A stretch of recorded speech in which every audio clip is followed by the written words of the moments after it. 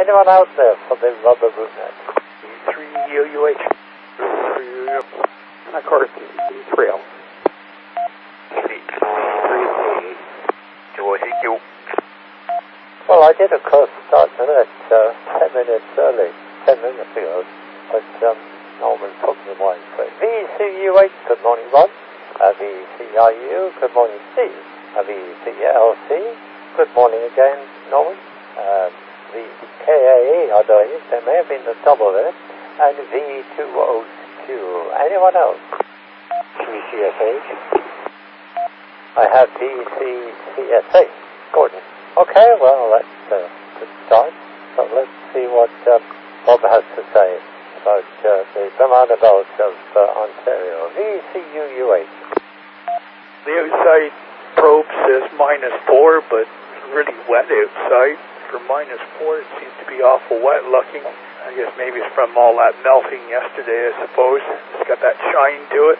And so we're looking at a nasty bag of freezing rain and ice pellets here today before it turns over to rain. So, of course, the school buses are canceled. None of this is supposed to come about till a little bit later on in the day, but they don't take a chance anymore, that's for sure. A hint of anything that resembles weather, and they're canceling the school buses. Yet they expect teachers and staff to drive 60 miles in freezing rain to show up to a half-empty building. VE3UUH. I was listening to the news this morning, and I understand that a train in Sydney actually crashed into a barrier. Not a set of gates, but a barrier. But I don't think anybody was actually deceased as a result of that. VE3RUU. VE3RUU. Good morning, Mike, and everyone on the net this morning. We're currently sitting at -7 degrees, feels like -14. And we have some light flurries. The morning high will be -6. This afternoon we come up to -4 with some light snow. We've got freezing rain coming in this evening, -6. That will continue through overnight. It's -4. And into tomorrow as well. We're looking at all good 5 to 10 millimeters of freezing rain throughout the day on Tuesday. And then Wednesday we could go wall-to-wall sunshine at -9. Thursday wall-to-wall sunshine -11. Sunshine on Friday at -8. A little bit cloudy on Saturday and +5. And the weekend, we're looking on the plus side of both cases. Back to you, Mike. I suppose everybody out on Saturday having a picnic. VCKAE, Alan. No, sorry. It's VCLC, Norman.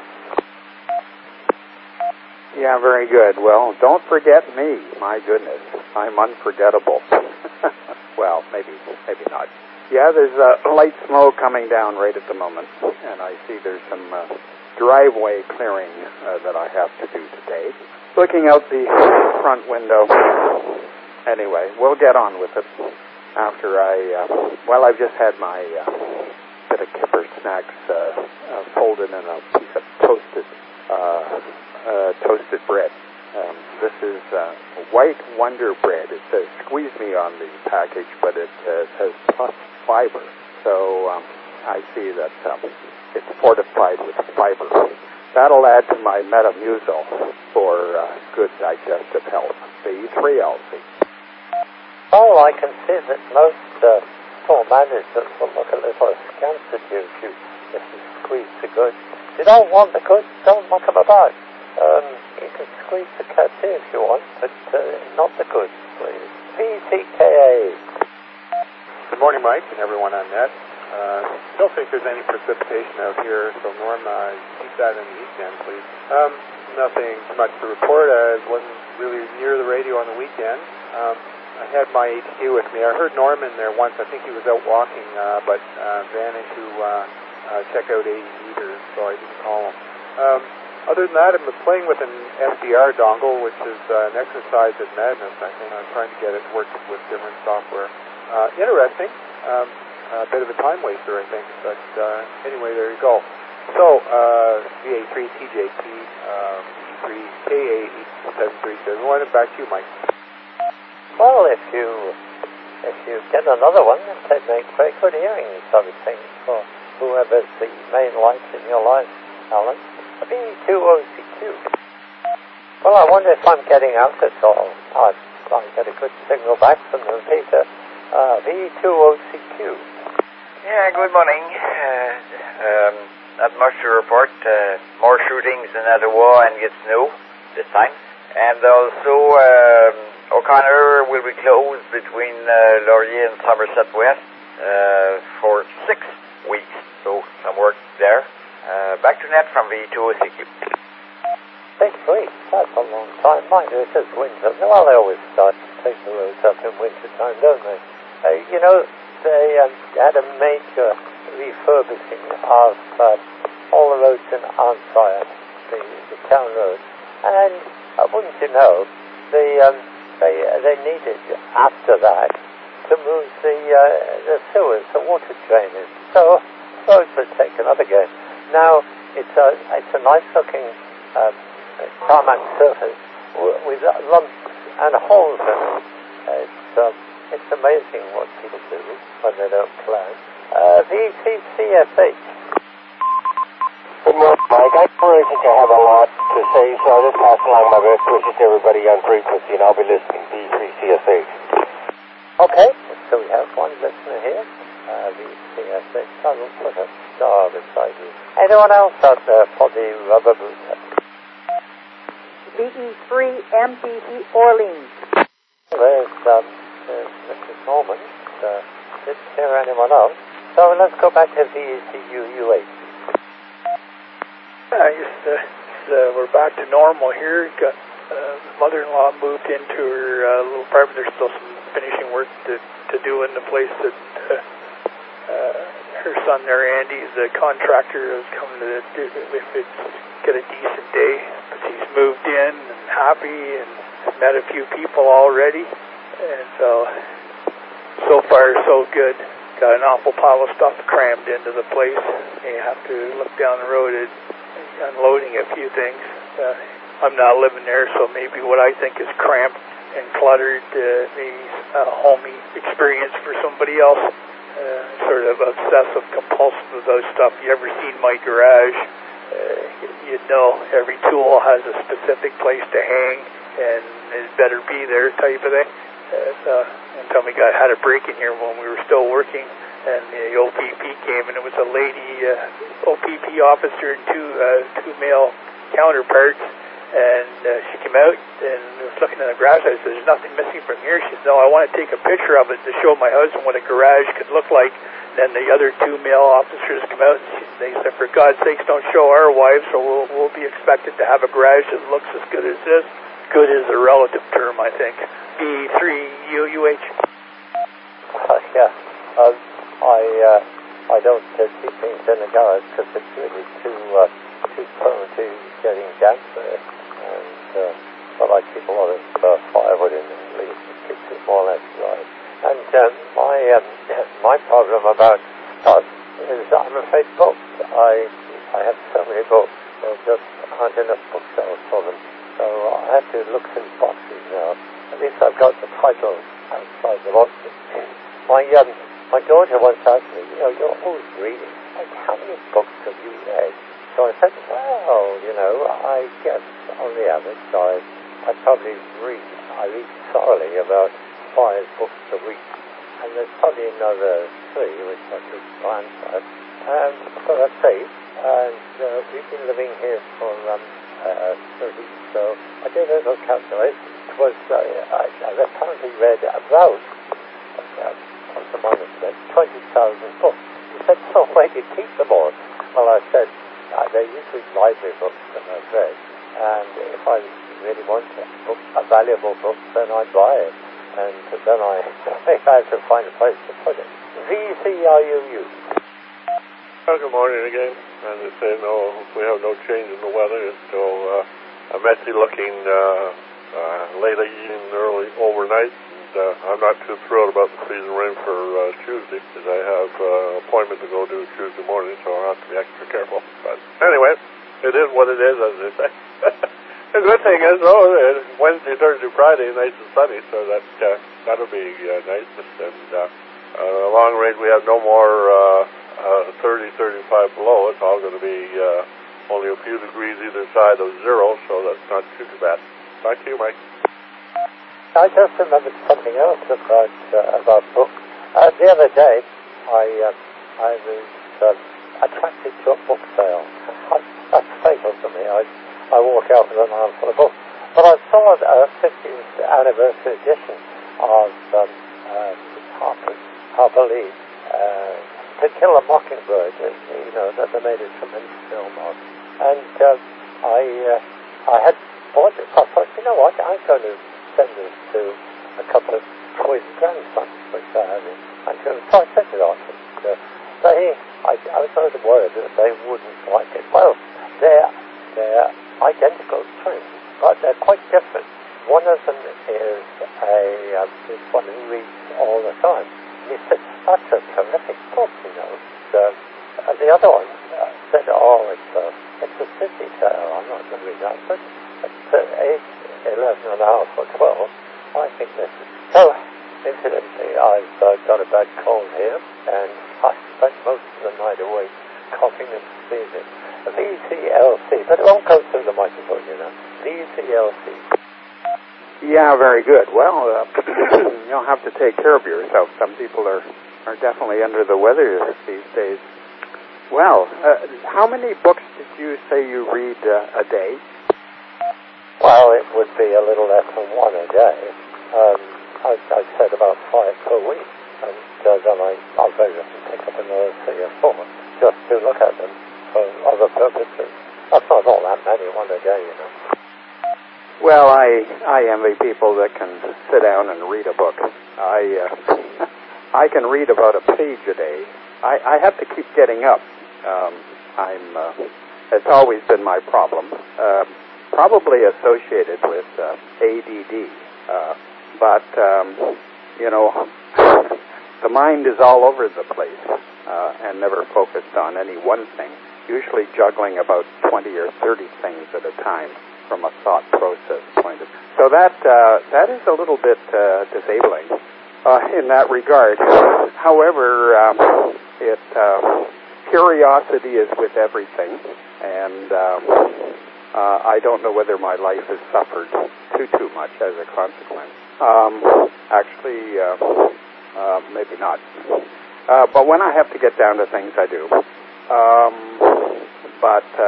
Actually, there's a book I have that was given to me, and it's on the life and times of Marconi. And it was given to me by a CBC producer. And I started into it, and I find it interesting. But again, it's time-consuming to read it when I think I should be doing other things. That's the problem. Well, the last book which really took my fancy was the Letters of Mark Twain. You read Mark Twain's writings. Well, everybody's read Tolstoy and Huckleberry Finn, but there's a lot more than that. And he was a tremendous letter writer. You probably know that he couldn't stick to a job very easily. He did a certain amount of gold prospecting. He was a qualified pilot on the Mississippi River, and he actually got sent around the world to act as a lecturer. He's apparently a superb lecturer. So maybe you're a tremendous lecturer, Norman. That's what it is. BCKA. Yes, hi, Mike. Still here.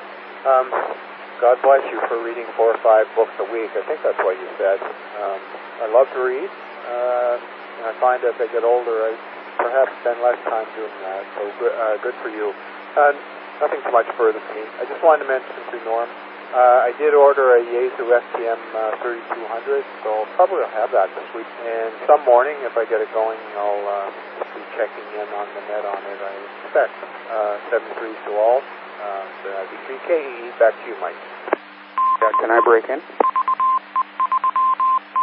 Oh, yes, please do. Alan, I think, is planning on leaving. Yeah, good for you on the 3200 there, Alan. By all means, there's just one elementary thing you have to do with it, of course, is put your call sign into it before you can use it on the Fusion, the C4 FM. And the other thing, too, you should know is I have a programming cable that could be used to actually program it with channelization. So keep that in mind. We can maybe help you out in that regard. And their programming software, Chirp, is now compatible with it. So good for you. Thanks, Mike VA3LC. Did you get that, Alan? VTKA? Yes, thanks very much. I really appreciate it. Yes, I may take you up on the cable. I'll play with the thing, of course, to get familiar with the control. So I'm looking forward to that. One other thing I wanted to ask, I have a Kenwood transceiver, and I'm wondering if anybody has a way to test the final tubes in it, so it could be put on a tube tester or such. As far as I know, they were the original. And I just want to have them checked out. Things seem to work otherwise okay, so I'm just putting that out there. Back to you, Mike. Again, may I? Yeah, Norman. Of course, the first thing you have to do is to find a test of this VECLC. Well, actually, I have a tube tester, but I don't think it'll accomplish those tubes. No, the best way to test those tubes is to see whether you're getting drawing plate current, for that matter, whether it's delivering the proper output. All's well with that, and the tubes are okay. Yes, thanks, Norm. I did get that. A friend of mine has some 6146W of latest, and I think they're the same as the tubes in it, so I'll probably give those a try. VE3KE, back to the next. Oh, and you were a bit broken up there, and there's another version of the 6146 which has a 12-volt meter, and you could get those, perhaps. VE206. Yeah, there is a warning of icing rain late this afternoon or possibly this evening. You say there will be an important fall of that, so scary. Another ice storm. Over. Oh dear, we don't want that. So I don't think we have any trees really to worry about. The neighbours have a trailer, an open trailer, underneath that huge maple tree which they have, which I really don't want to take down, and it looks stable enough. Yeah, I remember the last ice storm. We were without power for, 5 days, and I think we did very well, because we didn't have, I didn't have a generator then at that point, so we had no water, but the Ontario Civic Centre was supplying water to those who needed it, and of course, since we have a wood fire stove in the basement, we could cook things like baked beans and soup and so on, and even make toast, by opening the front door and letting the wood cook there. So you can always survive, I suppose. Now, we have a light warning from VE206Q, and Gordon has gone, likewise Alan. So, anyone else for the Rubber Boot Net, please come now. 3 BGO. A VAC BGO. Good morning, Brian. Let's see if there's anyone else. Oh, the next few days are going to be a little cool. A VAC BGO. Good morning, Mike, and everyone on frequency. Yeah, it's going to be kind of stormy. Mike, I wonder if Norm is still there. Make a quick call to him. Over. Go ahead. Who was it you're looking for? Norm, VE3LC. I'm here, VE3LC. Morning, Norm. It's just further to your presentation the other night on CW. An old key. It's a Wilson, which I did a little research. It's just Wilson. There isn't a hyphenated name. There's some other ones where it's a hyphenated name, but I'm assuming this was a fairly common mass-produced key. Over. A Wilson key. My goodness. Well, you've got me on that one. Is that a straight key? Yes, it is. And it looks, it's kind of a cast base, oval-shaped. There's pictures of it online, but it's kind of cast, kind of as I said, oval-shaped. And then the actual, for lack of a better word, the button looks very similar to J38 over. Oh, okay, very good. Well, I'll look that up. You've got me on that one. I wasn't familiar with that, but yeah. And did you say you have one? I do. It was in a box of parts one time I bought someplace. I don't know where. I had it, and so I dug it out after I got home the other night just to see what kind it was. But it is Wilson. It's stamped right in the bottom of the base. Over. Okay, very good. Well, I'll look that up. You've got my curiosity. Very good. Well, attach it to a code practice oscillator and practice the code, and you'll be in business.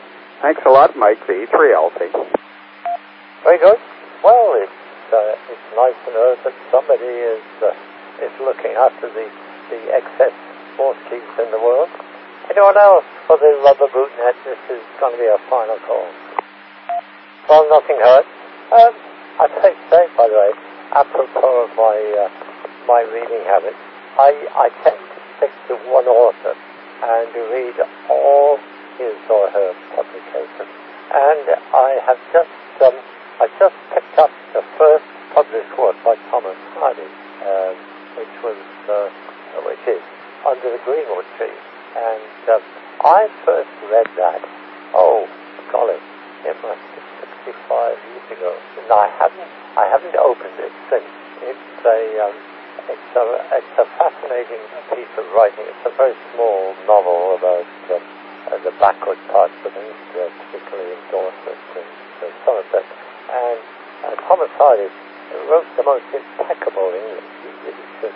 So I'm looking forward to reading the rest of Thomas Hardy's things. Unfortunately, they're not easily obtainable in libraries, and I have to go to a genuine collection. Well, I can go to the university libraries and take that book from there. So that's what I'm going to be doing. It may take me a couple of months to do this. So there you are. And I say this because I couldn't sleep last night, and so I decided I'd read Under the Greenwood Tree, and I've only got 15 or so pages to finish. So I'll do that later. So send to see you all to VA3TJP closing the Rubber Boot Net, and we're usually low in numbers on Monday, but Tuesday and Wednesday and Thursday make up for it. VA3TJP clear. See you later tomorrow.